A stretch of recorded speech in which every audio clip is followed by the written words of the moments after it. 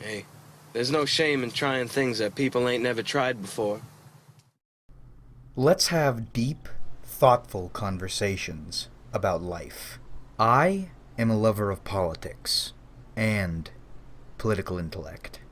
Let's discuss truth and existence, philosophy. I find society's inner interworkings, of great interest to people of my intellect. I don't know how to put this, but I'm kind of a big deal. When you hear people say these things, what's your first take? What's your hot take, boys? What do you think of people like this? Like these? Do you think they're actually smart? Do you think society's inner workings actually interest them? Do you think they actually enjoy deep philosophical, political discussions? Of course not. Of course not. These people want vanity. They don't want these things. They want to appear to want these things. Because if they actually wanted them, they wouldn't brag about wanting them. And they wouldn't chase them primarily. That's the key one. You don't sit down and invent something. You don't sit down and create philosophy. Both rise first from need. With invention, something gets invented because something needs doing, and there ain't nothing that can do it yet. Same with philosophy. They rise from need. If you're in a formless, shapeless void, you need no invention and you need no philosophy, because nothing needs doing. Philosophy, politics, they're all tools, not needs. So when a dumb Tinder bitch says, philosophize me, what about? That's the better question. Or, what are we getting at? Not how are we getting at it? But that comes back to the point. They have no needs need solving. They just want to wield philosophy and look cool doing it. Dumb Tinder bitches saying, I love philosophy and deep conversations, is the same as a neckbeard buying a katana. He has no need for it. He just wants to look cool holding it. And he looks like a dumbass holding it. And stupid Tinder bitches look dumb when they say, I love deep philosophical conversations. And if you do, boys, I don't think you do, but you probably know someone who does, they do too. Because they have no need. They just want the tool's vanity. These are the kids who, in high school, in college actually, probably, maybe even to their jobs, wear combat backpacks. Not because they're going to war, but because they want to look like they're going to war, or look like warriors. This extends however far you want to take it, really. Sargon philosophers, dumb art bitches, and so on. But more interestingly, it carries over into heritage, especially in America. I think most Western first world countries, though. So, my grandfather immigrated from the Philippines, and our family has been steeped in Filipino culture and tradition ever since. But don't worry though, boys, I'm white. Over 56%, in fact. However, this culture, this deep-rooted Filipino heritage, is absolutely worthless. It serves no purpose. What do we look like, second and third generation flippy boys, look like at big Filipino pride festivals? Well, we look like a bunch of awkward, half-brown people standing around a bunch of old, very brown people. And the younger, half-brown people are all speaking English, and the older, very brown people are all speaking Tagalog. Because very few immigrants taught their children their native language because they couldn't. Tagalog is a very dialectically divided shit language. So the few who do know Tagalog can hardly communicate with each other, at least effectively. And we're all eating Americanized, fat versions of traditional Filipino food, mainly lumpia and lechon kawali, but none of the harder stuff, or rarely the harder stuff, because it's all detestable and disgusting.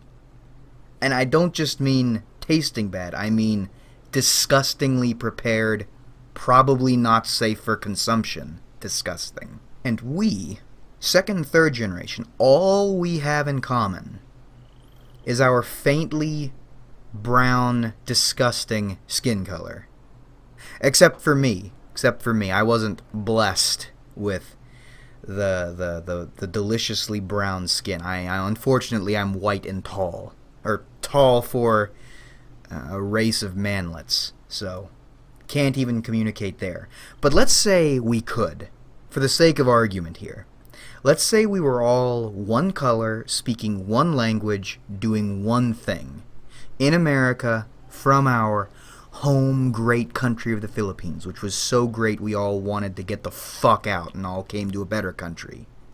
What would we look like if we were all still clinging aggressively onto our shit original culture? Well, we'd be tools. We'd be phonies. We'd be neckbeards. We'd be stupid, philosophical, Tinder bitches. Except we'd be eating water buffalo shit and duck fetuses. Because the water buffalo shit and duck fetuses no longer serve a need. We don't need to eat shit and fetuses. We have burgers, boys. We have technology. We aren't fighting Japanese well, we are kind of fighting Japanese occupation, actually. Caught myself on that one. Haha, relevant joke. We're fighting the Japanese in a different way today. Old hat tricks like eating shit. Fuck.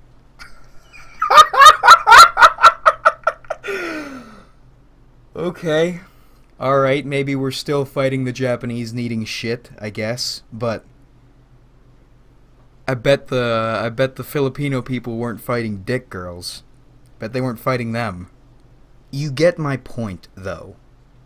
Old cultural dances and duck fetus romances serve no purpose here. We're fighting new fronts. And we need new tools, more effective tools, relevant tools.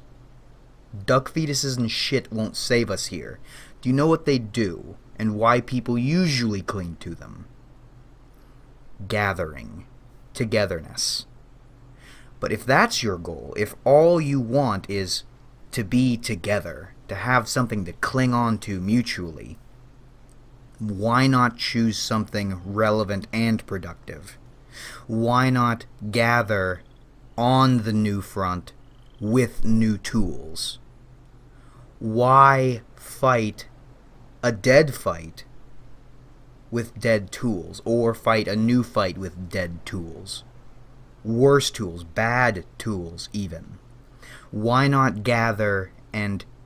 I hate using the word collectivism because that is a shit idea, even pulling that into you. But if you need to collectivize, if you're so weak you need it, if you're so horrible of an individual that you can't rely on yourself with other individuals, you need a collective, why not collectivize on something important, something relevant, something useful, not duck fetuses and cow shit? We'll keep the rice, though, actually. I do quite like rice, boys. I'm not gonna fucking lie. Rice is so good. You put rice with anything, man, you got yourself a meal. A filling meal. And before you jump on me here, because I feel you raring at me, boys. I'm not saying culture and heritage are worthless. I'm not saying that at all. Quite the contraire. Au contraire, actually, we're fancy philosophers here. Culture and heritage are grand. They allow people, many people, to communicate effective methods across generations. They allow groups of people to tackle one problem increasingly better over time. In an era before the internet, culture and heritage were vital. In the future, when we're on other planets, culture and heritage will be hyper vital and fragmented. But for now, in first world countries where culture is very much the same, where Russians, Americans, cute Finnish, Australian, and Kiwi boys are all arguing for free speech online, where we're all fighting the same fights, it's less important. Clinging to the cow shit is less important. Building a new culture, a new heritage, finding new tools for our new needs and problems is important. But going back to the beginning here to address one more thing about tools, vanity, and needs. If you want one tool desperately because it's cool, and it is, honestly, sometimes it is very cool. My Filipino heritage, for instance. Have you ever heard of Chief Lapu-Lapu? That's a really neat story. Makes you want to chop off a disgusting Spaniard's head. But, you won't manifest that tool as it was intended because you're outside that culture. If you want to be cool, if you want to look and feel good using a tool, that's understandable. It may sound petty, but that is understandable. Wanting to be cool is understandable. Choose a useful tool. If you find a useful tool and use it well, manifest it well, you will be infinitely cooler than Keith the accountant from Kentucky who wears clogs once a week to honor his culture, to honor his heritage. Or disconnected from your heritage. Buying a katana doesn't make you Japanese. Buying a katana doesn't mean you'll go out and slay a demon or something. Saying you're interested in the inner workings of society and politics does not mean you're well versed in the inner workings of society and politics. Saying you're a philosophical and intellectual anomaly does not make you philosophical or intellectually high, boys. You want to live well, you want to be cool. Identify your problem, then build or source a tool for it. Don't pick a tool first, then hunt for problems. That's rigid. Keeps you from being adaptable, boys, and adaptability is beautiful. It's real nice. But that summarizes everything pretty well. Boys, building yourself around a tool is phony and vain. Building tools around yourself is pretty flippity-flappin' righteous. But I could be completely wrong. I don't know you. Maybe you picked a tool and you're just living super de-duper well and you're going to ride that tool till the end of time. Let me know in the comments. Let me know your thoughts, boys. What are some of your favorite tools? What are some of your needs, and what are tools you've found for them? Let me know. I'm very interested. And your heritage, a little bit about your heritage if you have any. I am curious. Because fuck mine, really. I've never had a use for it, and I never will. Beyond rice. That wasn't a joke. I've been eating rice since I was a little boy. And rice, probably not getting rid of it. Fermented shit, I can do without. But that about rippity wraps this one up. Boys, I hope you enjoyed watching, because I certainly enjoyed making it. And I did. Although my throat hurts a little bit still. I had a screaming match with Mickey Mouse, and I gave him a piece of my mind and broke his fucking lights. So, my voice still hurts a wee bit. My throat still stings a little bit, but I wanted to make this video quick, because we have a video on Tinder happening soon, boys. Very excited for it. Like if you enjoyed, because Although it doesn't help me out that much, it is appreciated. Subscribe if you haven't, because we do this shit sometimes, and comment your thoughts, because I love hearing from you. And I am so good at asking questions outside the outro. I never ask questions in the intro, but now I'm even getting better at asking questions outside the outro, so it's less jumbled, even though it is still very jumbled, isn't it? But I love hearing from you.